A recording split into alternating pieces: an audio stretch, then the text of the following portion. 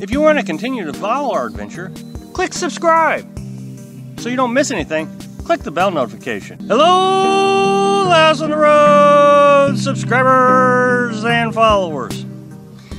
I've talked about how to find free campsites, and the thing that we use the most is a website called freecampsites.net, and it has filters on it that you can use. You can all kinds of different filters. The two I use the most is free electric, now that I've discovered that there are campsites that have free electric, spots that have water, water spigot. So a lot of people ask me, how difficult is it to find free campsites? Well, if I just give them the freecampsites.net website, it's not difficult at all. I mean, they're everywhere. What does become a little bit more difficult is campsites that suit your specific needs.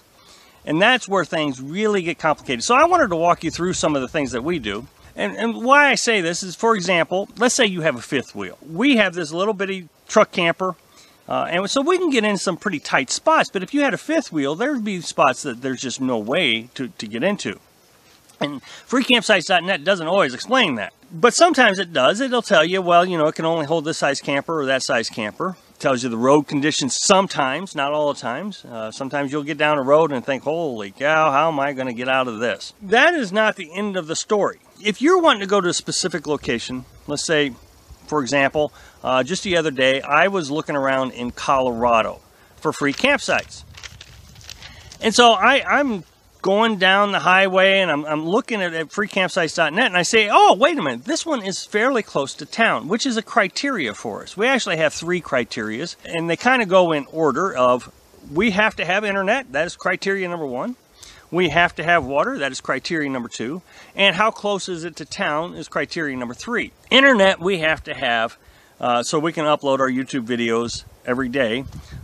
So what I have to do is I have to find a campsite on freecampsites.net, and then I go over to AT&T's website, and it tells us if there's internet data available there. And so I have to line up the campsite with the internet. And so I'm zooming in and I'm looking, and it's not always as easy as it sounds. You would think, okay, well, the campsite's here, so here's the spot that the AT&T does not always match. It doesn't show the same towns and locations and roads, so you're kind of always trying to guess as to where it's at. And the other thing is while you're doing this, remember, you're on a generator, we're on a generator with the internet on, trying to, you know, so I only get a limited amount of time to actually research this. And so I'm bouncing back and forth from website to website, trying to find internet versus campsite. Well, the second criteria is water.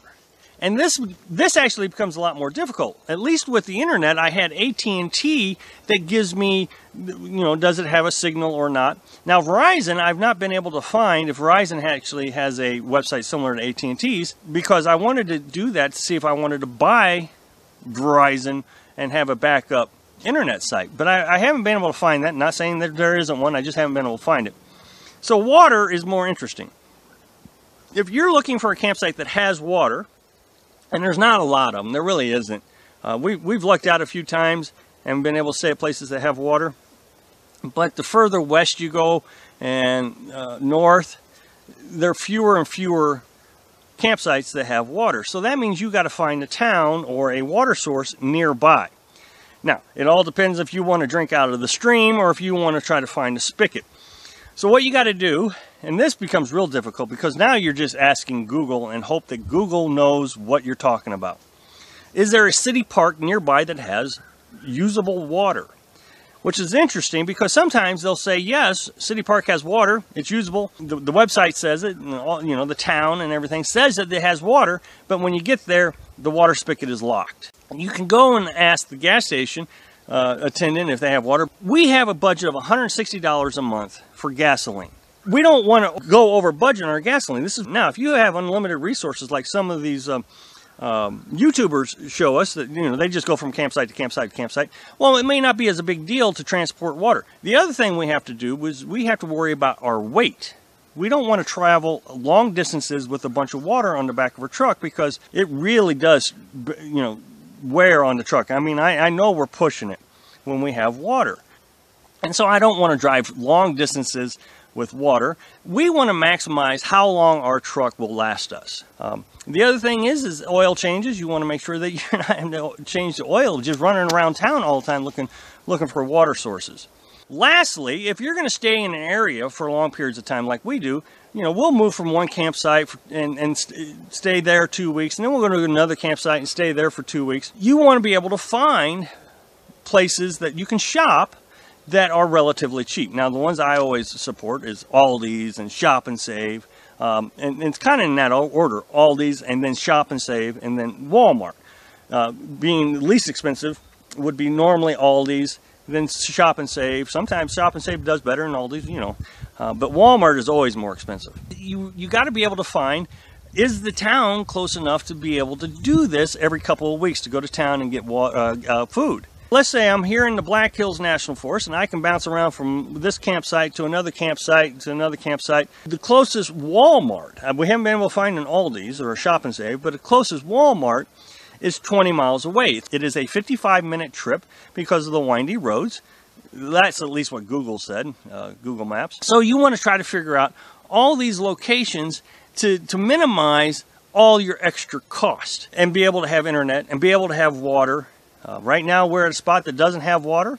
We're near a town that's about a mile away, and we were told that we can get water there. We haven't checked on it. So then you do things that are kind of creative so you can even minimize that trip. We've learned to start collecting rainwater, and of course our Berkey water filter does a really good job filtering the drinking water, and we can use the rainwater to do our dishes, laundry, showers. Now yesterday it was incredible. We collected 25 gallons of rainwater using this little tarp that we got, and then the roof of the camper. We're learning as we go how to even minimize our travel costs even more, and our wear and tear on our truck even more. So anyway, the point of this is it really depends on what you need to live out here and how much you're willing to spend to go get what you need. Thanks for watching. Be sure to subscribe. Click like if you like the video, and happy travels.